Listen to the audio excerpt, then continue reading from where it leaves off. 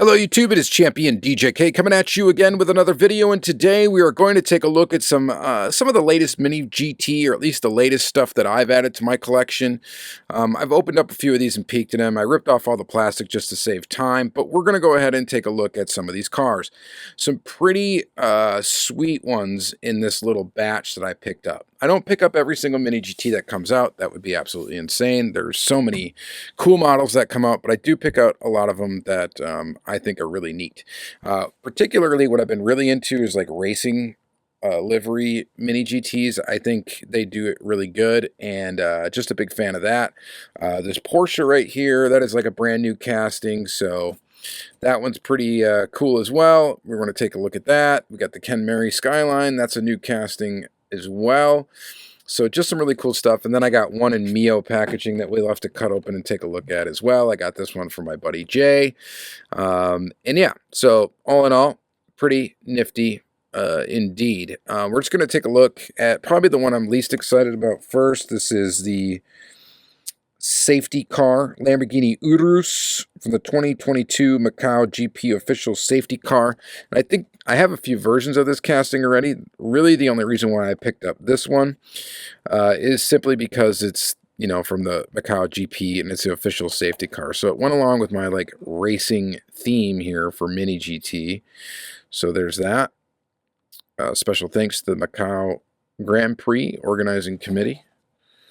This is officially licensed by Lamborghini, as everything that is mini GT has a license, an official license. This one I have not opened up yet. Take a look at it real quick. And it's definitely neater in person than it is on the picture in the box. So, although I do love the packaging just being this simple without all the plastic, like the mini GT Mio exclusive ones have, it is nice to be able to see the car in that packaging, so you get an exact idea of what it's going to look like. You could look at pictures online and stuff like that and get an idea, of course, but it's nothing like actually looking at the car itself in the flesh, because I had no idea it even had the stripes there on the top, which I could have looked at pictures and figured it out. But pretty cool Lamborghini Urus. Lots of details here. We still don't have like brake detail in there, disc brake detail in any of the mini GTs yet. I heard it was coming, or I thought it was coming, but I haven't seen anything yet. We got the light bar on top. Definitely a welcome addition to the collection. All mini GTs, by the way, if you're not super familiar with the brand, they all roll. They all are going to be metal on metal, metal bases, metal bodies, rubber tires.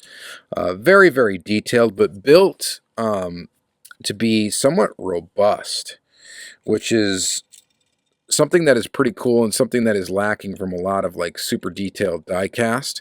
The other thing is the price point of mini GT. It's really in a cool zone where it's not super expensive, so you can add a few of them to your collection without really breaking the bank. So that is pretty nice indeed. And when I say that, I'm comparing it to, you know, like Tomica Limited Vintage, for example, is another detailed one. Inno 64 is detailed. Tarmac Works is detailed, but they all tend to be kind of a little bit more expensive than mini GT, at least where I'm at. That's how it typically is. But you get lots of great details here. The front end looks great. Rear end looks pretty good too, with your inserted details there. The graphics look good. I've had really good luck with quality control when it comes to mini GT. I know some people have reported some quality issues with some models that they've got. I've been very, very lucky. I've only had very, very few out of the couple hundred that I have that have had some sort of issue. But really nice little safety car here. I think this one's pretty darn neat. So we'll go ahead and we'll just place that there. We'll set that there. Let's stick with the, well, actually, no, let's not. Let's look at this. This is the Nissan Skyline Ken Mary Liberty Walk in matte black. Again, quick look around the packaging here. Looks pretty good. And number 655. You know, they've put out a ton of models. There's just so many good ones, too. So many good ones. It's quite the brand to collect. And I would argue that it's the easiest brand to spill from Hot Wheels into, because there's just so much cool stuff. And some of it's in line kind of with what Hot Wheels kind of puts out, like type of cars and stuff like that. They got a great tooling catalog. It's really cool. So matte black, this thing looks great in matte black. Slammed indeed. She's riding real low, but yet it still rolls, as you can see there. Pretty nifty. Details up front. This thing looks great in matte black. I don't know if this is the first color that they put it out in, but Hot Wheels has a casting, this casting as well. And I think they originally put it out in blue, maybe, I want to say. I don't know. But really cool Camry Skyline. And you got Liberty Walk up front.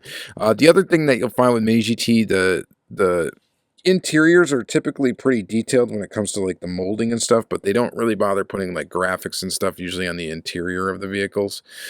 So that's what helps bring the price point down. They also don't have any moving parts, and I am completely fine with that. I think Mini GT is a great balance, dare I say a perfect balance of like price and detail and selection of models. They just do a really fantastic job. They're one of my favorite brands to collect, and with good reason. And they just keep putting out really cool stuff. And you don't need to get them all. You know, some of them are pretty hard to get actually because they got some region exclusive items and some other things, but they put out a lot of models and they put them out very frequently. So it's a fun brand that you can stay excited about for a long period of time. So that's pretty nifty. So let's set that one there. And I like their packaging as well. I like being able to have a box with a blister where you can go ahead and store your model. I think that's a great thing, and it brings a great value to the collectability of them. So next is this. This is the Porsche 911 Carrera RS 2.7 Grand Prix White with red livery. This model looks pretty cool, but I did kind of look at it in detail, and I don't know, something's a little bit off about this one. I think it's the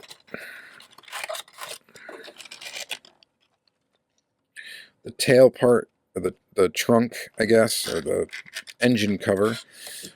Doesn't look like it fits quite well. It kind of sticks out a little bit. And then the other thing is like the wheel arches look a little bit wonky. And that might just be my particular version of it. But here's that. You got inserted details again for the headlights. And I was really excited about this model. I mean, I think it still does look really good. Here's the back end here. And you can see this piece right here that is added on the back. And I'm guessing they're making this exact Porsche with a, or have they already made it without the duck butt on the end, the ducktail. But yeah, you can see that there. Looks pretty good. And I would say that Mini GT definitely excels in like the race car era, or race car stuff, and as opposed to like standard cars. But they do a really fantastic job on a lot of stuff. But this is kind of neat. There's something, like I said, the wheel arches don't quite, I don't know, something about them, they just don't quite look like they're the right shape, maybe. And they probably are. I could be way wrong, but something about them looks a little bit weird. And then, and like they look different. Like the one on this side, the front here, I know it's upside down there, looks a little different than this one. So it could be my particular example that's got some weird deformity to the casting or something like that. But again, it rolls, looks really cool. It's an iconic looking Porsche. I really enjoy it anyway. And I think it's a very good model. I just really, Mini GT, like one of these days I could go through my whole collection with you guys. And it's a lot. It'd be a lot to look at. It'd take a long time. There's just so much stuff that they've put out that is just awesome. So obviously I have a ton of it in my collection. So hundreds of models. I think I have 200 models at least, I want to say. I know I eclipsed 100 a long time ago. We'll go with another white model here. This is the Nissan Skyline GTR R32 Group A, number 23, 1990 Macau race winner in Castrol livery. So I had to pick up this one just because, again, race car. And let me open that up.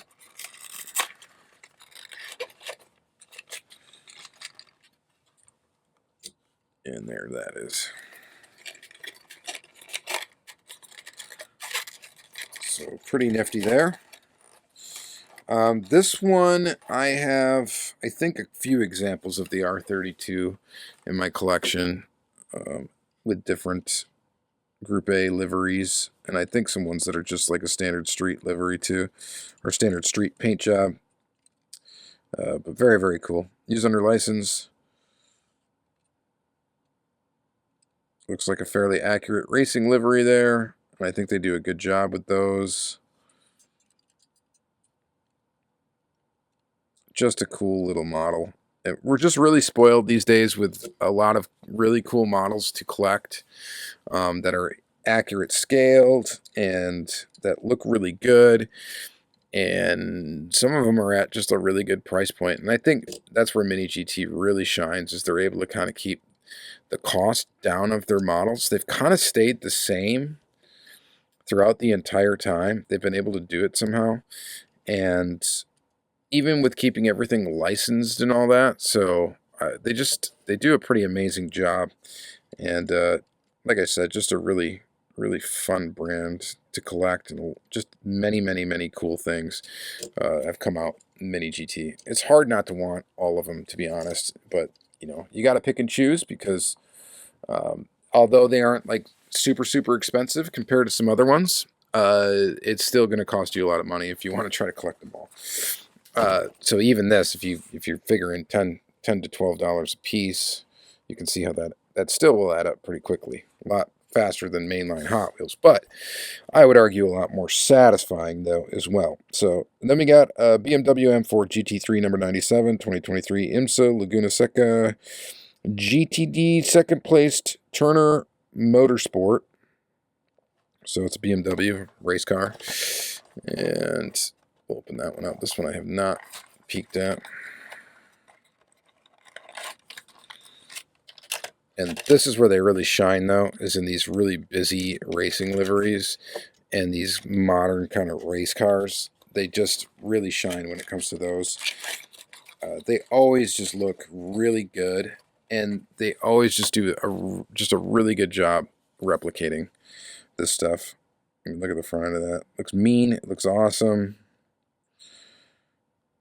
We got music notes on there, and it's just super cool.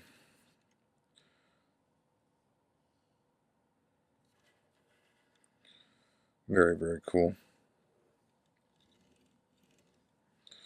So, of course, it rolls, all that good stuff. And just overall, I mean, the detail, the amount of detail on this, the sharpness of the graphics, it's just a winner all around.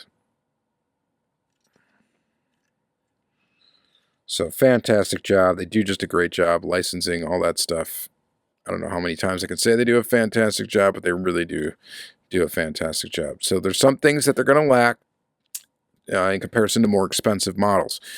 One is going to be moving parts. Again, they don't have any moving parts unless it's a Kaido house, and that's kind of a different story. That's something for another video.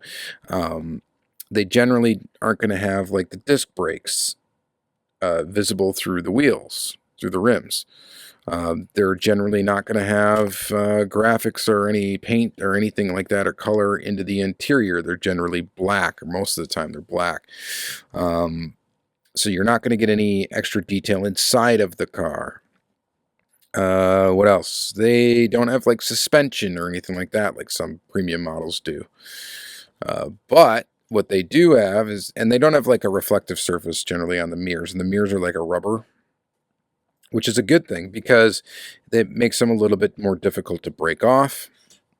But what they do have is a very beautiful looking model, and by all means, from like how you look at a a car that is 1/64 scale, they have the right amount of detail, I think. You know, just the right amount of detail. Where any more, and you add opening parts, it can start to deter from the model because it has a big gap that is truly out of scale. You start to add, suspensions, kind of unnecessary. The disc brakes would be kind of cool. That would be the one thing I would think that they could add.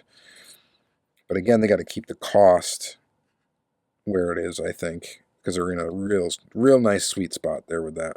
So anyway, I like that. We got a Mio. The only other irritating thing about them is this, the Mio packaging, so how they are distributed in the U.S.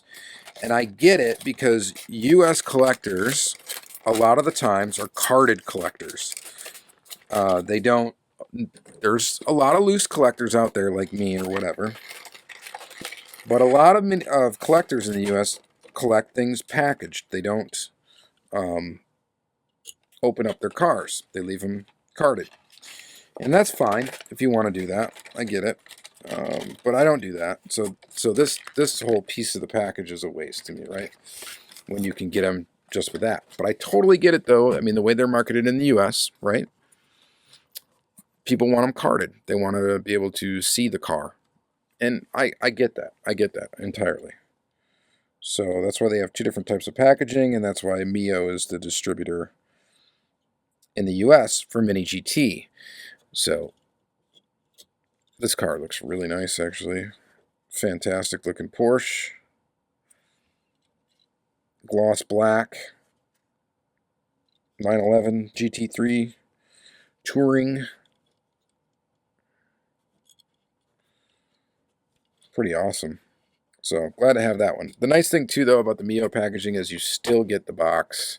And inside of the box, even though the car doesn't live in there in the package, you still get the plastic insert in the box so you can still store the car. So I guess, it's kind of the best of both worlds because you get both versions of the packaging within. Generally, Mio ones are oftentimes they're just slightly more expensive than if you can find the international versions of the cars, but there's always trade-offs, right? So let me know what you guys think about Mini GT in general. What do you think about this little batch of cars right here? I enjoy the brand. I enjoy the brand immensely. I talk about them a lot on the channel, and they continue to impress. I always get excited when I see new Mini GT posted. I'm like, oh, which ones do I want out of this batch? And I'm like, or sometimes I'm like, oh no, I'm out of budget for diecast. Oh shoot! But I want this and this and this. So yeah, just a fun thing. All right, thank you guys very much for watching. Have a good day.